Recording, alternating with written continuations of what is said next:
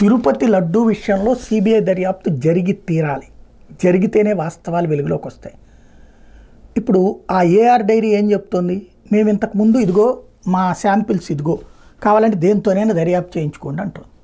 అదే సమయంలో ఒక ట్యాంకర్లో వచ్చిన దాంట్లో ఇవి ఉన్నాయి అంటున్నాడు. వాళ్ళు పంపించాక దారిలో కలిపితే కుట్ర, ఆధ్యాత్మికత మీద దాడి, కావాలని జరుగుతున్న కుట్ర.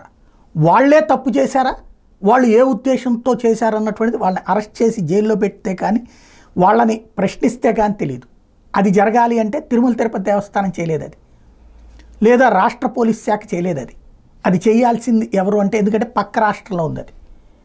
సిబిఐ లాంటిది అయితేనే తేలుతుంది. రెండవది, అసలు ఎన్ని ట్యాంకర్లలో ఇట్లాంటివి జరిగినాయి, అంతకుముందు తయారైన వాటిట్లో ఎట్లాగా ఉండేది, ఇదంతా తేలాలి. ఎందుకంటే ఇవాళ ఇప్పటిదాకా భక్తితో నోట్లో వేసుకునే లడ్డు ఇవాళ చేత్తో పట్టుకుని ప్రతి ఒక్కళ్ళు ఆవేదనకు గురవుతున్నారు.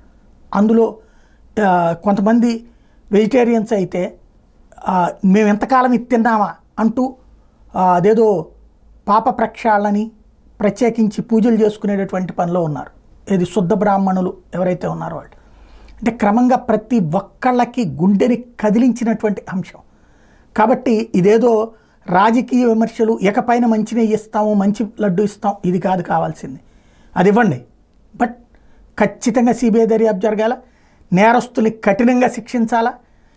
ఎవడైనా సరే దాంట్లో కుట్ర ఉంటే కుట్రకోణం తీయాలి. అది అనోడు ఉన్నటువంటి ప్రభుత్వాన్ని అయితే ప్రభుత్వాన్ని, పార్టీది అయితే పార్టీది, ఎవరి మీదనైనా శిక్షలు ఉండి తీరాలి.